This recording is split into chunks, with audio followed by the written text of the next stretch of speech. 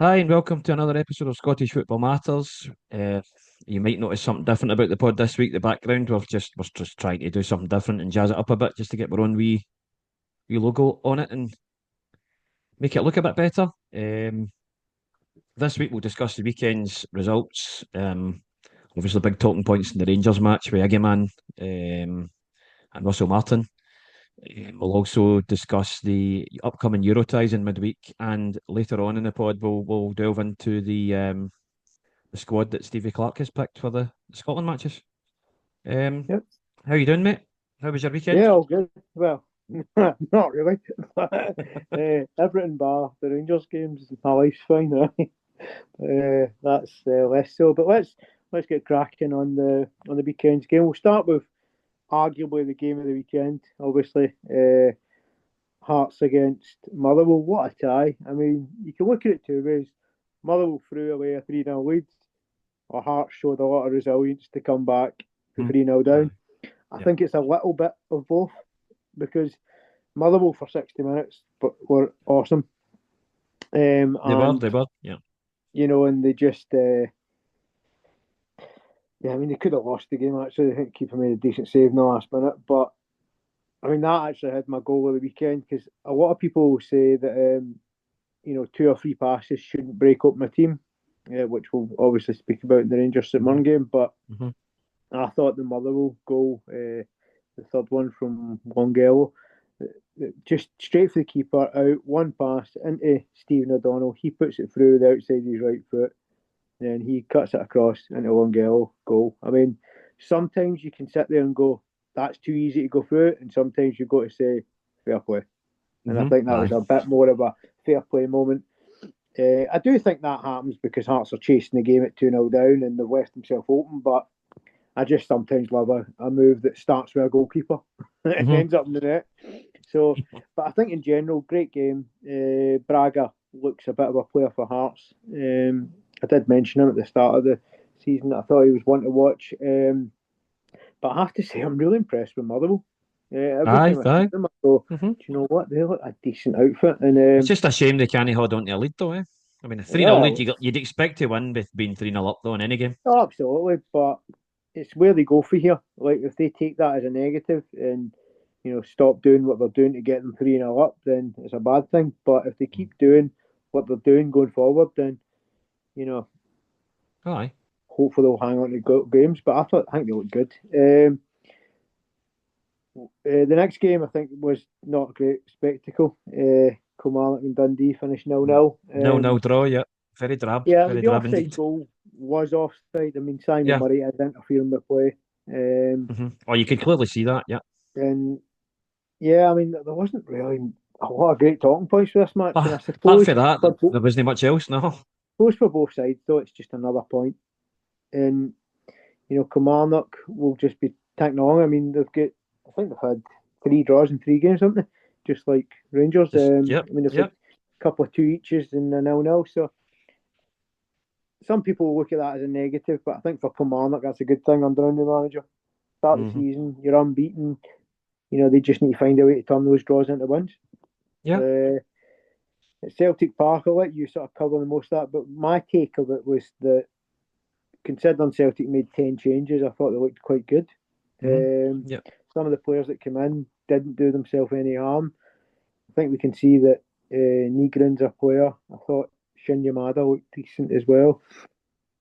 But I think all in all, I think if you make 10 changes and you win 3-0, you can't really be too disappointed. I thought, well, aye, but I thought in the first half, it took them a while to get going because obviously it was nothing each at half time, and then I think that obviously was to it do with the started. changes, though. And I know Yeah. that's inevitable. That was going to happen, but the second half obviously was a lot better, and obviously scored some good goals. I quite liked Nigrin's second goal, the one where he smashes Yeah. it into the postage stamp. That was a good one. I was hoping he was Good to doing see his her. best to miss No, it. well, no, I but actually thought it hit the post and came back out again at one point because it went in that fast. He definitely looks a player. I'm still not overly sure what his best position is yet, but I think that'll be determined on what Celtic do in the rest of the transfer window. Yeah. And obviously, the players coming in positions need to be an upgrade. But he Oh, looks aye. like a player. It's always good to have a player that can play in multiple positions. And And it he was nice looks to like see he Johnny can Kenny play get a well. goal as well.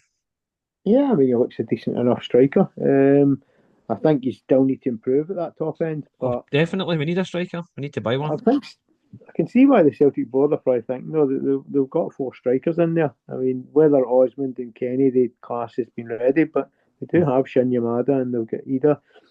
But So I feel like Even though he's 25, he's never really played, well, especially the European game last week. He's never played a game of that neither had intensity before. Maeda or Kyogo, and they took to like duck to water.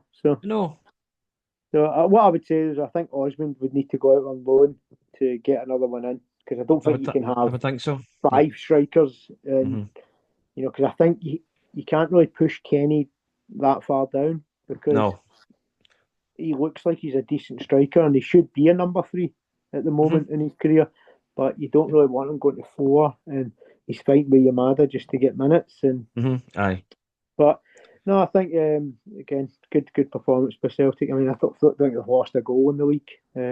No. Clean sheets in every game. The only game we lost a goal in was the cup match to Falkirk. A good goal as well. Took a good That goal was a year ago. was a good goal. Um, Yeah. yeah, on to Sunday. I'm not going to speak too much about this. I'll talk more after it. But again, like I've said in the last 2 weeks, St Mirren fully merited their point. I can't come on here and be disingenuous and start going, oh, Rangers should have won. They shouldn't have. They shouldn't have won any of the matches. No, they were lucky to get a point in all 3 games. Yeah, I mean, with this game, what I would say was that out of the 3 games, I felt that this was the one that Rangers were probably they weren't far away from. Like, do you know what I mean? When they went to a back 3 in the second half, it made a big difference. hmm Probably because the defence isn't so good that they have an extra body back there. But also, I just think there's a lot more attacking players on the pitch. I mean, we can talk about it. We started without a striker. What's that about? Well, I I don't mean, get that. You've got and then strikers. if you need wins, you don't start without a striker. But hmm when we started to get more attacking players on, but again, I mean, if you look at Rangers' 3 goals this season, it's been a header for a set piece, a penalty, Yep. and I mean, fair play to Curtis, but it's a double deflection. I The mean, thing is, I know well, it's no different from Celtic took a big deflection to get past St Mirren. I understand that if you mhm, don't shoot, you don't score. So yep. fair play to Curtis from his point of view. But you're not seeing Rangers rip anyone apart or create chances. And the amount of times I'm hearing people criticising Danilo or Dessers when he's played, I hmm can't say a single bad thing about them. We're not creating chances. What I heard there at the weekend as well, there or yesterday or today I heard it. It was the fact that I don't think Rangers have actually scored a goal in the league from open play. Is that true? Well, they haven't because I mean, technically, one was Technically, a from deflection a doesn't set count as piece. open play, does it? Well, no, it came from the corner though. So it was a Oh, so it's a corner that corner, edged right? out, Yep. and he's hit it first time. Which Yeah. fair play to Finlay Curtis. I mean, he should be starting because, quite frankly, he's the only one. Do you know what was the most galling start of yesterday? You'll probably laugh. Finlay Curtis had 2 shots on target. Guess how many shots the rest of the Rangers team had? None. 0. Aye, I know. I seen that. That's embarrassing. It's it's not just it's disgraceful. I hmm mean, and it's a game where you have 75% possession. You should be creating chances if you've got hmm 75% Yep. possession. I mean, That's right. Celtic had 75% possession against St Mirren, right? And I remember Celtic having 6, 7, 8 clear cut chances. Majority fell Ida, and he couldn't hit a ballon d'Or, but that's not the point. I The think point is Negrin hit the bar. creating I think chances. Negrin hit the bar in the game as well. I'm sure. Yeah, I think Ida hit the post and Negrin hit the bar. Aye, yeah. But they're getting chances, they're making chances. You have to, I mean, and no one can criticise the likes of Dessers in previous seasons. He was always there for chances, so it's not the players. Mm. It is absolutely That's 1,000,000% the style of play that we're trying to it's implement. his tactics. It's got to be his tactics. It's just shocking. But we will kind of move on. But what I would say was that fair play to St Mirren. Their goal. I don't want to just look at it from Rangers' point of view and say 2 passes and you're free on goal. But I think Yeah. when the boy is free on goal, Mm. he shows good strength to sort of hold off Suter and he finishes it really well. Are you Youngest by decent player, but are you bypassing the Agaman incident? Are you speaking about it? Or no, what are you I'm going to going do? to speak about that in a bit more of a Rangers fallout Right. next. We can move on to that, but Mhm. right, okay, I'm kind of betwixt and between on this, right? Because one, I despise any player who doesn't want to come on and work Yeah. hard for the team. And Mhm. quite frankly, if we're totally honest, Iggerman's attitude this whole summer has been appalling. He's looked overweight, he's looked disinterested, he's been injured here, there, and everywhere, coming back late with visa issues, all of that crap. At the same time, I think these things should always be in house, especially when you've got a transfer window going on. I don't think you should be publicly throwing your players under the bus.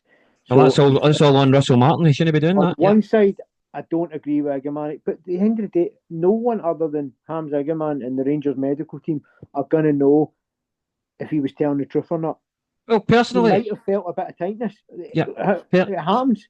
But personally, see if I've been at games before at Celtic Park and you've seen the team list, you obviously get it before the game starts. I see it on my phone and etc. And you see a player in the team list or the starting 11, and then all of a sudden they don't come out. So they've had an injury in the warm up, but they've actually declared it. So how the hell if he's got an injury in the warm up, why is he on the bench?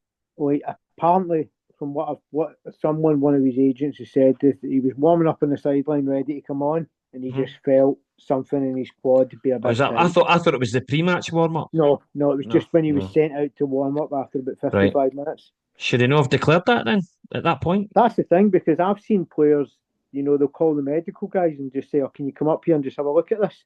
Mm-hmm. But at the end of the day, we're not going to know. We're not going to really know unless Rangers medical team come out and say he was talking pish and completely throw him under the bus. But what I would say is about Russell Martin is we've had 3 draws, right? Yeah. In the first draw, the players didn't work hard enough, right? The second draw, he drew attention to the red card, right? And in this game, players don't want to come on. That feels to me like a manager who's making excuses. Yeah. Rather than admitting the fact that in those 3 games, Rangers have not created enough to win the games. Mm-hmm. I mean, Exactly. you can talk all day about whether the players are trying. I think the players look utterly confused and they don't have a clue what they're doing. And I'm not going to throw the players under the bus here. I don't think they're a bad squad of players. They just can't. They Um, just can't take to his tactics. It looks that way. what I would say is, what tactics? What are Rangers trying to do? I don't really know. I don't know. It's not like you can sit there and go, "Oh, okay, I can see that." You're trying to maybe pass it across the back so that you can create that open space to play it Mm-hmm. into somebody, and then he opens space for somebody else. There's none of that. It's just tippy tappy, and hope. We're Mm-hmm. hoping for moments. We're hoping that one of their players will make a mistake, or that someone will do something brilliant. And Rangers, when you're playing teams in the lower half of the league, which I think we have to be honest and say that Motherwell, St Mirren, and Dundee, they're not the top end, right? No. You should be creating your own chances, not being reliant on their deficiencies. And Mm-hmm. I just think it's just an absolute mess. And I just don't see any signs of it improving. But you know fine well, right, that Rangers are probably going to turn up against Celtic, win the game, and then Russell Martin's going to say, "Oh, it's all justified. It's great." But Right. He'll be a plenty hero of then, won't he? managers. Michael Beale won a game against Celtic, but he still wasn't very good. Mm-hmm. Philip Clement won one. Barry Yep. Ferguson won one. But what they were doing wasn't good enough to beat St Mirren and Motherwell and Hearts and Hibs and the rest Thing of the teams. is, And I the don't think anything will change if we win that game. the thing is, in the media, like the Scottish football media, they're all like the mainstream media, if that's what you call them. They're all comparing this start to when Ange first came in at Celtic.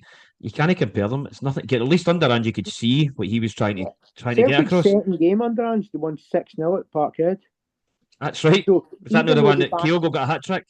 even though they backed it up with a defeat against Rangers and stuff, you still went, okay, well, they might It was, not be ready to go to it was Ibrox. away games we couldn't win at the beginning. We Aye. couldn't. I Do think you we know what I only won mean? an away game. And also, you need to remember is that, and what I will give Russell Martin he's due on this one, he doesn't have his team yet. It must be a pain in the butt for managers this transfer window. Because, yeah, he must be right. There is players with one eye out the door and one eye in. I get that, right? But that doesn't excuse not having a style of play. And if anyone thinks, right, that it's just going to go all rosy and quick because a transfer window closes, it's absolutely mental. Mm-hmm. Yeah. It's not just going to go, all right, okay, so the players don't get their moves. All right, well, we're just going to be amazing then. Oh, see everything you've been trying to teach us. Oh, I get it now. Doesn't work like It doesn't. And I don't think the players have a clue what they're trying to do. I really don't. I think it's absolutely mental. that. I The agree. fact that we've already got Martin out, Gerrard in rumours just tells you everything you need to know about Russell Martin's first 9 games. Yeah. And I'm not going to comment on, Gerrard and any of that nonsense because I'll get to that if the Rangers board do get to a point that they relieve Russell Martin of his duties. But yeah, it's not going to get any easier for him because this week he's got to go to Bruges, he's got to play Celtic. And if we take 2 heavy defeats, I don't really know that I see a way back. You're probably right. Which is just disastrous, isn't it? And it's not even ended. Transfer window's not even closed. We could be sacking our manager. Although Don Cowie got sacked, didn't he? From that's right. Ross County. So it does happen. But I think the Rangers board would only jump this quickly if they genuinely felt that this was all about the manager's tactics and not about the playing squad. Because if they think we can get a better coach in and we're still in this title race, yeah, then that would make sense. Because you would go, even if you're 9 points behind, that's different if you're 9 points behind with 20 games played and you go, you ain't coming back. But with 4 games played, there is still 34 games to get out of that, So, yeah, it is what it is, isn't it? Yeah. In terms of transfers, in it, you were going to talk about next, is it? I think transfers. I mean, it looks like Celtic are starting to do some business. It looks like there's a Balaquishas in the UK. Celtic aren't. Celtic are somewhere in outer Mongolia. I thought he was signing today, but there's been no news yet at all yet. He just arrived in the UK today, so I'm sure. But then there's no rushes. The Celtic are playing tomorrow. He's not going to go to Kazakhstan, so but it would have been nice for the fans to see it on Celtic TV on YouTube or something like that. We can do all that media craft in the background that they do and all that box sticky stuff and try to come up with a viral video. It looks like you are getting a left back from Boca Juniors. Yep. Good age, 27. Marcelo Sarachi. Yeah, I think it makes a sensible. It's 2 of the 5 positions we spoke about. We had an Argentine left back before, and that didn't work out, did it? Yeah, it didn't work out here, but then he went back to Argentina or Brazil and looked good. But then, will this guy take to the league? I don't know. Hopefully. I don't think you can stop looking in a market because you get one guy who didn't take it. That you remember though that Bernabé was what 21. This guy's a bit older. Maybe he was just too young and daft. Whereas this guy's 27. He'll maybe have a bit more of a clue. More experience. So, that's 2 of the 5 positions you need to fill, and then I think you just obviously need to look at possibly a right back cover. Right back cover. I think we need a winger as well. I think we need a striker. Yeah. I think you can get away with the centre backs at least till January. That's not to say that in January we've got Jemai Simpson-Pusey as well, who we've not seen yet, so we'll need to see how good he is. And with Rangers, obviously, it's looking like Dessers and Igamani could go before the weekend, or at least before Monday. And Miovski seems to be the name being bandied about, and he's someone I would take. I really would. I think. But then I wanted him for Celtic, to be honest. I like him. Rangers could have Erling Haaland up front under Russell Martin and they score goals. So it doesn't matter how good you are, because you're not getting to see it in this Rangers team, especially if you play in the 9. No. Because I still believe that Danilo and Dessers are good players, but they've looked hopeless in this formation. So it worries me a wee bit, but I'm probably more looking at excited because if a new manager can take over, then I think Miovski's a good player. Aye. And I think we'd maybe need a second striker if both of them do leave. Definitely. We shall see. We shall see what comes. Before we go on to the European ties, we touch on the Scotland squad. Yeah. What did you think of it? I think it was great to see Bowie in there. It's good to see Bowie. There was another name. I'm trying to look up the squad now. You see, there's another guy in it that I didn't recognise his name. I'm sure he's obviously getting him. Yep. He's from Blackburn. Yep. Right. You know what? Centre back's a weakness because Hadn't he seen his name in the squad before? So he's obviously getting his first he's been cap. I in think it it's a game. before, but I don't think it's been in big games. I think it's been out at friendlies, and I think he pulled out injured one time. But Right. I just can't argue that he must be better than Hanley, Hendry, that sort of level, because they keep getting picked, and McKenna's still in their suitor. That's fine. I don't mind they two. Mm-hmm. And obviously you've got Tierney, Robertson. I think the right back options we've got three, just because Hickey can cover both. And it's more just, I think this is more about just getting Hickey reintroduced into it. I'm not sure Hickey plays. Who's the first choice? Who's the first choice goalkeeper? Is it going to be Xander Clarke or Angus Gunn? I mean, you've got Liam Kelly, who doesn't play at Rangers. Mm-hmm. You've got Angus Gunn, who's now Nottingham Forest number 2 or 3. Right. And then you've got Xander Clarke, who had an absolute howler against. Xander Clarke, if I'm honest, is actually number 2 at Hearts. He's only not getting a game there because Craig Gordon's injured. Let's be honest. Yeah, it's a problem position for Scotland. Mm-hmm. I mean, we've tried a few other ones like Robbie McCrory and is it Kieran Stickler and stuff. I never actually noticed if Dykes was in the squad. Is he actually in the squad? Yes, he is. The strikers are Adams, Dyke, Bowie, and I seen Bowie, but I never noticed Dykes. Who's the other one? Adams, Dykes, Bowie. God, I looked at the squad earlier on as well, but I can't remember. Decent, though. There was a few names missing. Obviously, I know Patterson's missing because he isn't getting a game for Everton and he's close to going to Sevilla. So I think Patterson's somebody that we'll see maybe in the October squads, because if he can go to La Liga and start getting game time. Andy Robertson's part of the defenders, isn't he? He's in there. Yeah, Robertson and Tierney. He's not got a club. He's not got a club. Aye, Robertson's at Liverpool still. No, I'm pretty sure I seen. Did I not see the day that they've let him go? No, he's still there with Simicast and is he? What's his name? I've seen something, unless that was he's just second choice. Somebody had made up, because it looked as if they'd let him go. Oh, if he'd been let go, I'm sure Celtic would have been all over that, looking for a left back. I would have hoped so. I would have taken him. No, I think he's still there because I think they're looking to get rid of Simicast to Roma, and he'll be back up to Kerkez Robertson. So, but again, that might impact on his ability to play for Scotland if he's not playing. That's right, and they might, obviously, if Celtic are interested, then maybe Celtic could make a move for him. Who knows? And I don't want to sound bad, but why is Kenny McLean back in there? I mean, the rest of this midfield looks. He always seems to get in. He always seems to get in the squad, doesn't he? Gilmore and McTominay. I can deal with McGinn, Christie, and then you just go Lennon Miller. You go, oh, this looks good, and then you go Kenny McLean. Why? Like, I would honestly rather that. I mean. Doak was in there obviously, but Doak's the only winger in there. Why is it Conway not in there? The Middlesbrough who can play in the wing. Yeah. Why is? In fact, do you know what? I know he's not ready, right? But I would rather either bring back Forrest and put him in the squad, or give young Finlay Curtis a chance just to. Forrest has they retired? I don't think Forrest retired, did they? No. That's what I'm saying. So I'd rather see them in there than Kenny McLean, because at least you can either say, okay, we've got a few wing options now to change it up, because Scotland always play this narrow-ass formation that goes nowhere. And we never look to... When you need to win a game and you need to change it, you need to go, right, get a couple of wingers on. But it's boring. It's always pure boring.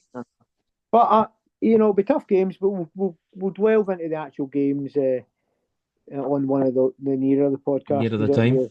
Yeah. But we'll see how we go on. But it's 2 tough games away to Denmark and Belarus, but yeah. So we'll look ahead to the 4 Euro ties this week. We'll start chronologically as we do. Celtic tomorrow. You feeling good? You feeling nervous or not sure? Wee bit nervous, if I'm honest. I mean, you just don't know what you're going to get, because we've never won in Kazakhstan. That's another monkey we'll need to get off our back. Every record is there to be broken. That's right. I mean, they should do it in all honesty, but you've got that wee niggling feeling in the back of your mind that something might not be right, might not go right, or Yeah. But here's hoping, fingers crossed. Yeah. Give me a score prediction then. Well, I'll say Celtic will probably win. I'll go 3-1. Okay, I'm gonna go 2-1 to Celtic, but after extra time. Oh God, you're getting extra time involved. Right, okay. Well, I don't think I could take extra time, to be honest. On to Wednesday, Rangers in Bruges. Oh God, do you know, it really depends what Bruges turn up, if Bruges turn up in that mindset that the tie is over, then Rangers could find a way back into it. But if they turn up the way they did in the first 20 minutes at Ibrox, it's going to be a long, long night. I still think Bridge will score over there. So you're only going to score 4 goals in Belgium. I can't see it. I think it'll finish one each. Right. I think it'll be one of those like, they did okay, but not I'll enough. I'll go for 2-1 And you'll to look Bruges. back on that first 20 minutes and go, that cost us. Mm-hmm. You know. I'll say 2-1 Bruges. I think Bruges will just edge it 2-1. On to Thursday, Aberdeen and Bucharest. It's currently 2 each. I tough one. sad to see glorious failure here. I think it's going to be 2-1 to Bucharest. But on the night, you think Aberdeen will score over there then? Right. Yeah, I think they'll go out though. You're probably right. So, but they'll have the conference league to fall back on. Yeah. So they've still got European football. The big one. This is the trickiest one because obviously Hibs are 2-1 down from the home game. But as I said last time, that's not a bad thing with Hibs because they're only good away. Yeah. I actually fancy Hibs to win 2-1 and force extra time. Right. And I'm gonna be patriotic here, and I'm gonna say Hibs to go through on penalties. Just because Dundee United went out on penalties and it was unlucky, I'd like to see that reversed. I think it'll probably go to extra time again, and I think if Hibs show enough metal, I think they can get through if they do it. I'll go for a Hibs win bit in extra time. I'll go for a Hibs win bit in extra time. And that'd be great. I mean, if we can get 4 teams in Europe, that would be good. Stages. I mean, and I think if Hibs and Aberdeen were in the Conference League, I think they could pick up some real wins. I mean, obviously, you need to see what the draw's like, but and it helps the coefficient, which is the main thing. For this new format, there's opportunity to get points. Yeah. Obviously, there's opportunity for other countries to get points too. Aye. And I don't even want to think ahead to Rangers in the Europa League because I don't even know who our manager will be by that point. But we will touch on the draws on the next podcast on Friday.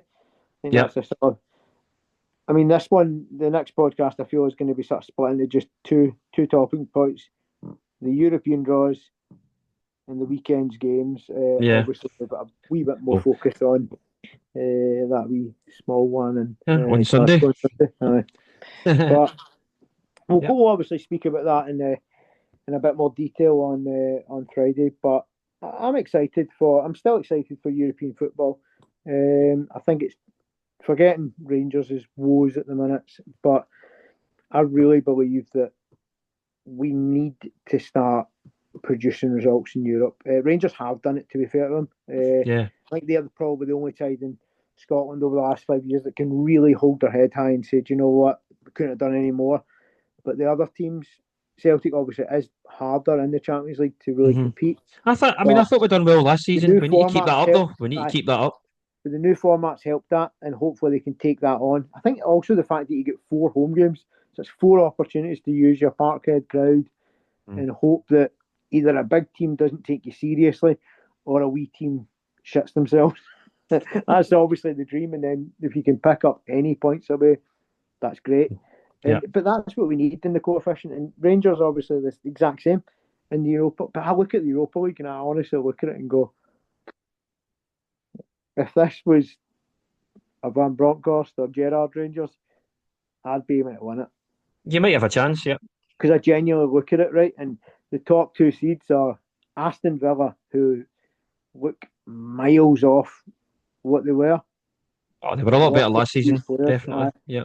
And you've got Lyon, who's lost a lot of players, and I think the other couple of teams are like Roma, who are still good, but I wouldn't be scared of Roma, if you know what I mean. I think they'd be a tough team, but it's not like you're coming up against, and even Porto, they're not the Porto they used to be. Not the Porto of 3-4 years ago. Yeah. So I genuinely look at that and go, if we had a good manager. And the European draw, was it Thursday, the draw? So Thursday is the Champions League draw. Champions League, and Friday's the Europa League.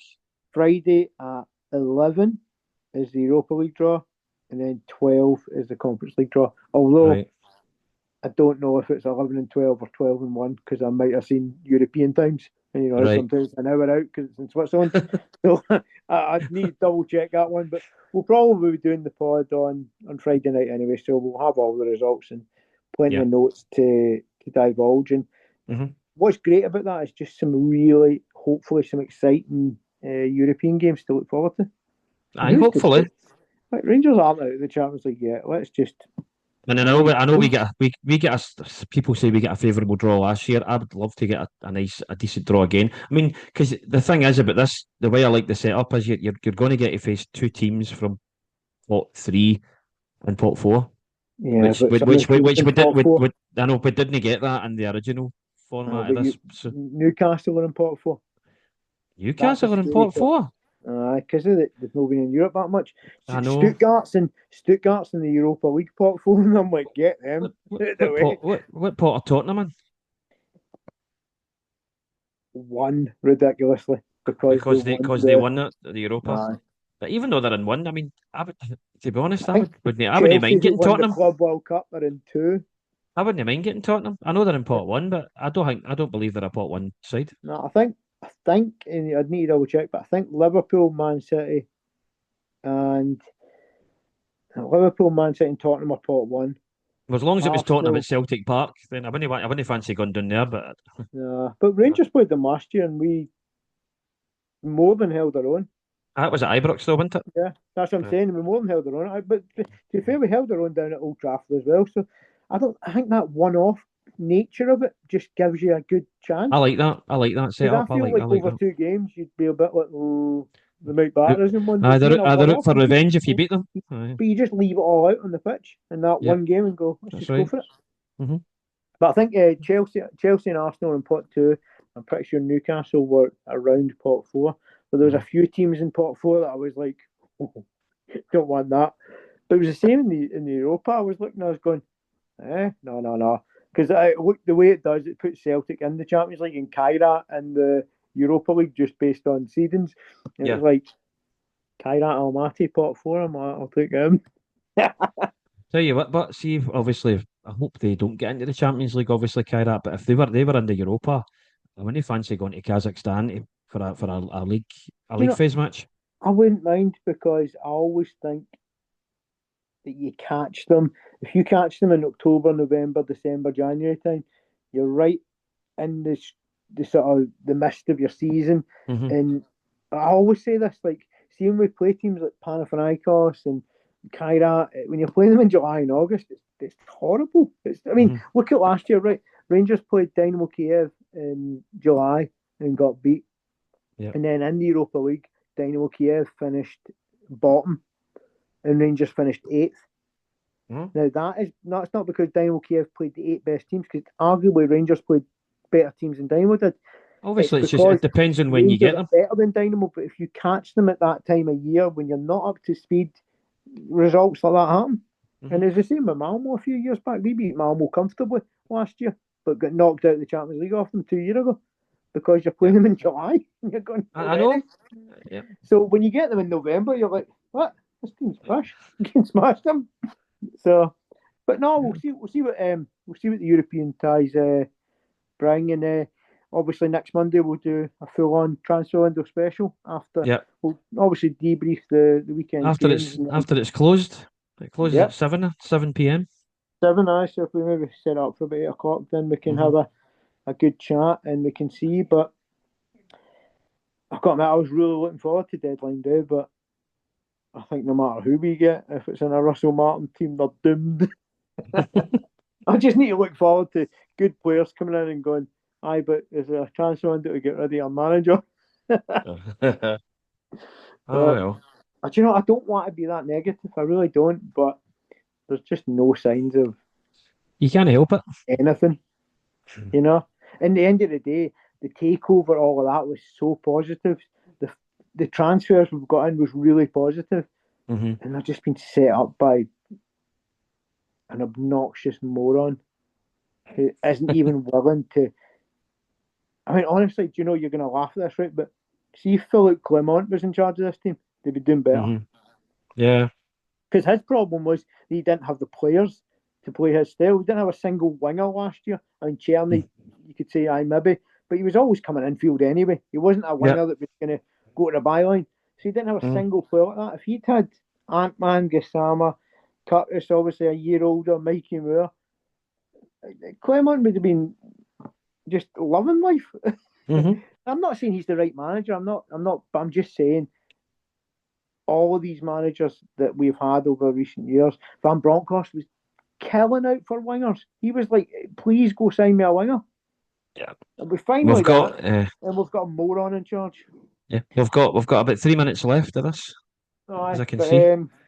I know. So at least you see more pods of watching me have a meltdown. Hopefully that would be nice. Well. But you know what? I'll probably be smiling next Monday though, because fine well, Rangers will turn up for that one game and pretend that they're a good side.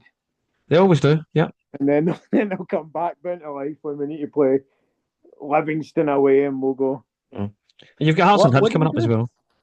What's that? You've got Hearts and Hibs coming up as well, so we'll talk about that nearer the time, obviously. Both at Ibrox, but again, as I've said with Hibs, that's not a good thing. I'd probably rather go to Easter Road because they look terrified to play at home and they look great away from home. And Hibs beat us 2-0, 2-1 at the end of last season at Ibrox. Hearts don't tend to have a great record at Ibrox, but Hibs, but we'll discuss that when it comes. Derek McInnes and that's going to be the worst game of football ever then. Oh well, we'll see. It'll just be the case of them getting set pieces and then scoring for set pieces. Will we wrap it up then? Aye, we'll wrap up with all that positivity. But let's end it on a positive note. Come on, the Scottish teams this week. Let's try and get 4 into the league phase, and let's see what happens. We'll see what happens. Aye. Good luck to Rangers, Celtic, Aberdeen, and Hibs. Right. Cool. Right, I'll speak to you later. Right. Bye. Cheers. Bye bye.